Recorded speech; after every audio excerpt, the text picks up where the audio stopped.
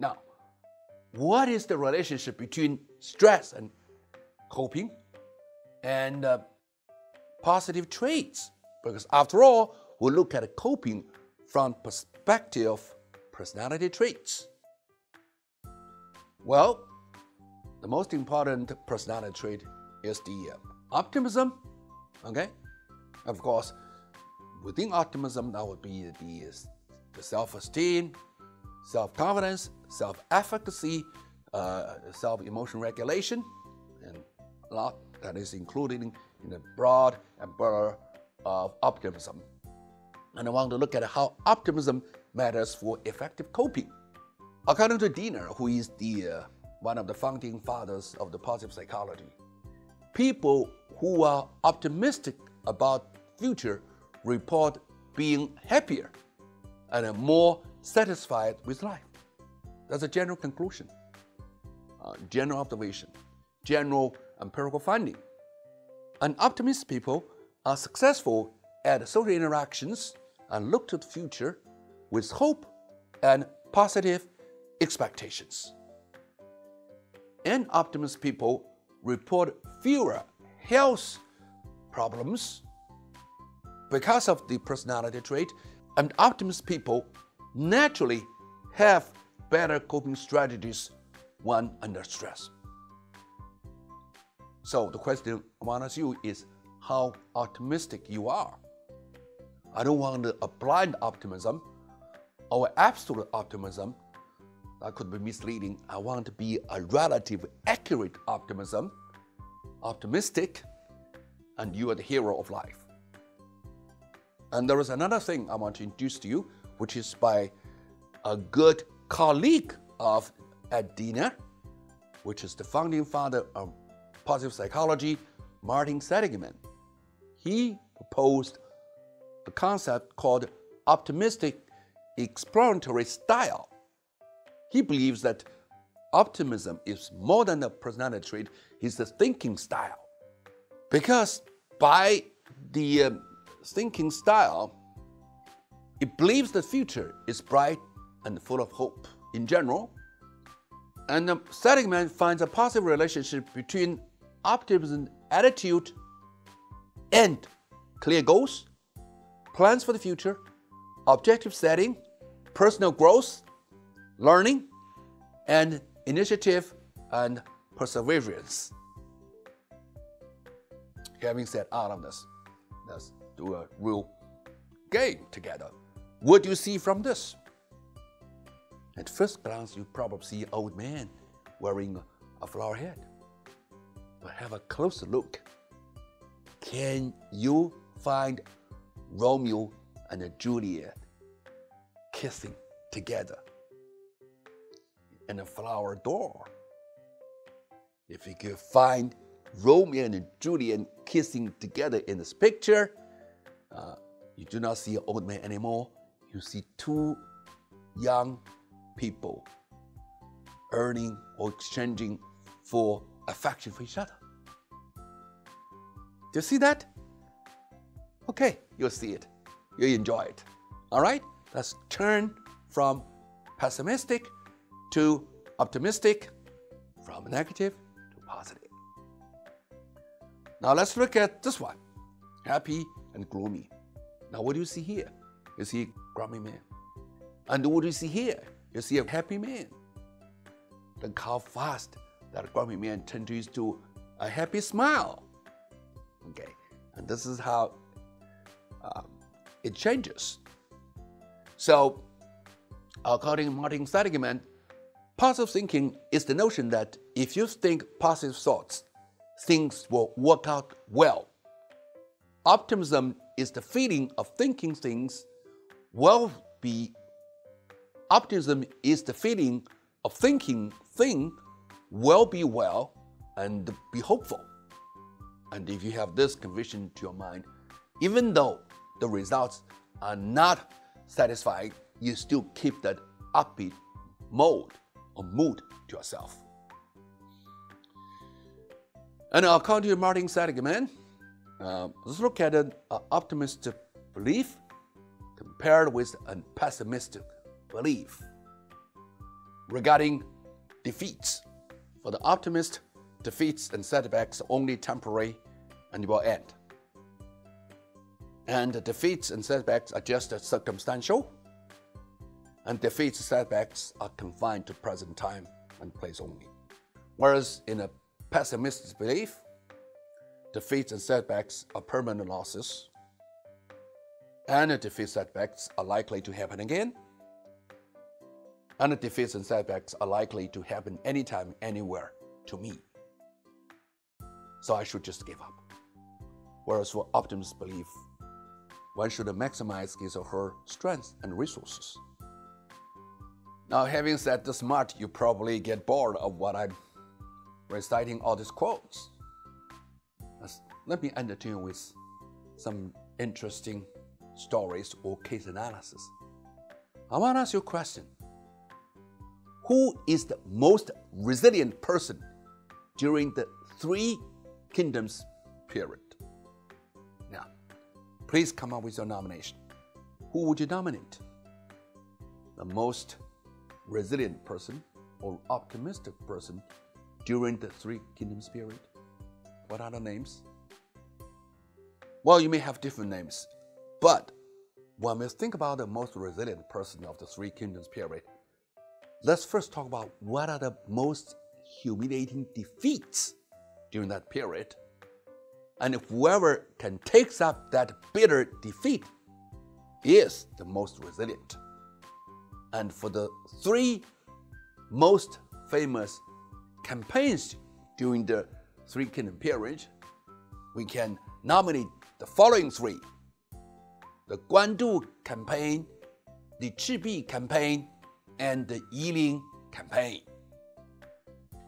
Now, everybody, please look at this table I produced for you.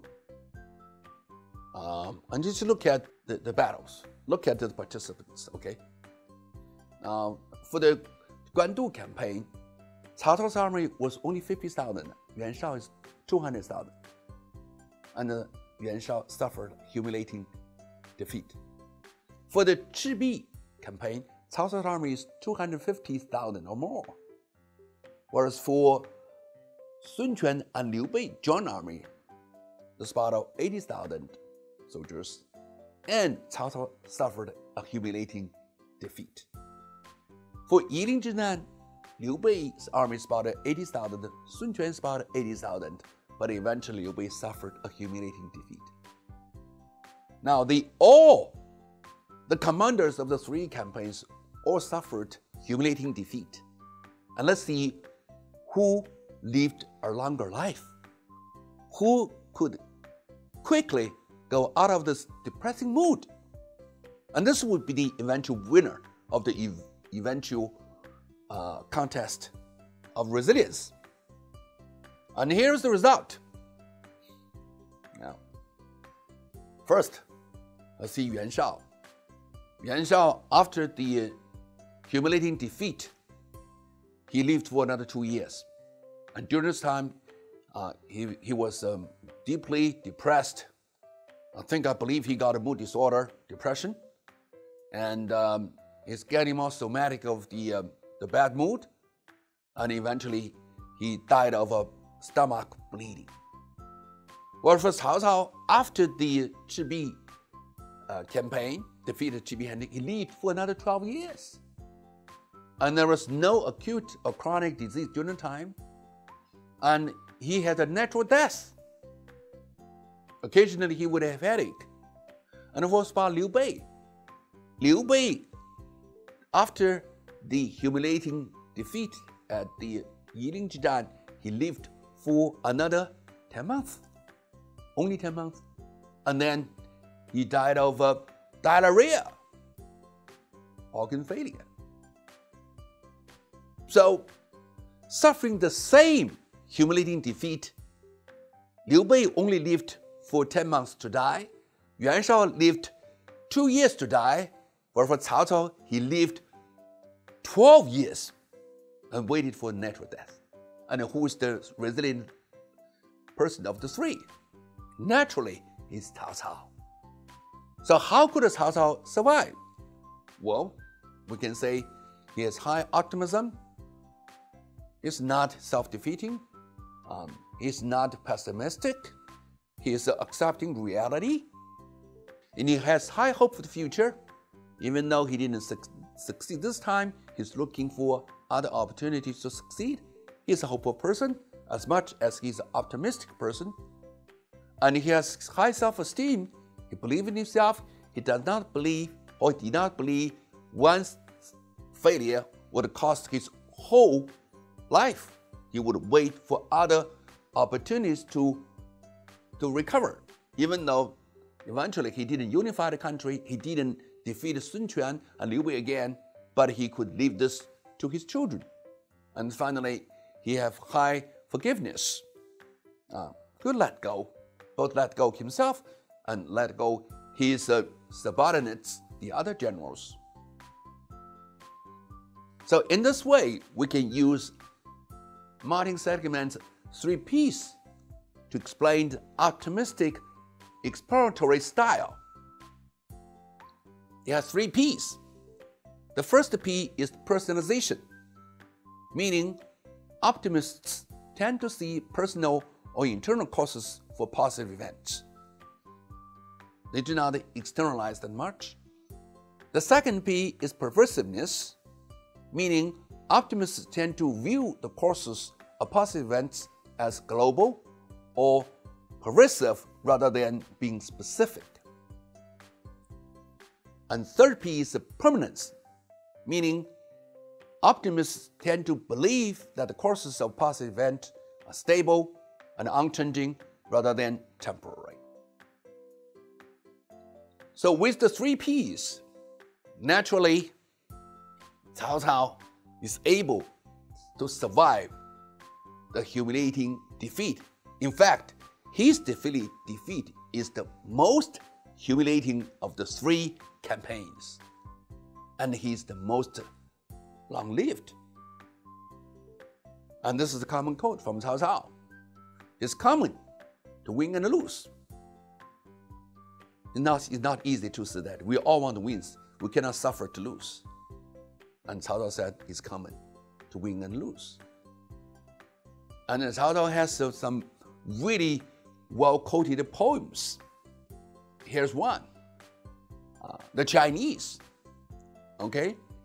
It reads, 对酒当歌，人生几何？譬如朝露，去日苦多。慨当以慷，忧思难忘。何以解忧，唯有杜康。Now you wonder my Chinese. And here is the English translation. How wonderful it is to sing over wine. Think about morning dew as time flies. With so many worries that are hard to pass by, only Dukan can help me revive. Do you like my translation?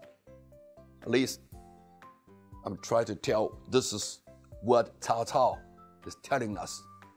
Only Dukan can help me revive. This is his optimism. Let's look at Cao Cao's hobbies. He liked writing poems. He liked writing essays. He liked reading history. He liked telling jokes. He liked playing SWAT. He liked drinking wine. This is a healthy habit, healthy attitudes to life. No wonder he would survive over Liu Bei and Yuan Shao, even though previously they each received some defeats or losses before, but definitely not as optimistically as Cao Cao did in the GB campaign. So let's get a quote from Seligman. An optimistic exploratory style is associated with higher levels of motivation, achievement, and physical well-being, and lower levels of depression symptoms. Particularly for Cao Cao, have the optimistic living styles, and for Yuan Shao's and Liu Bei's depressive living styles. So, how do you like my explanation?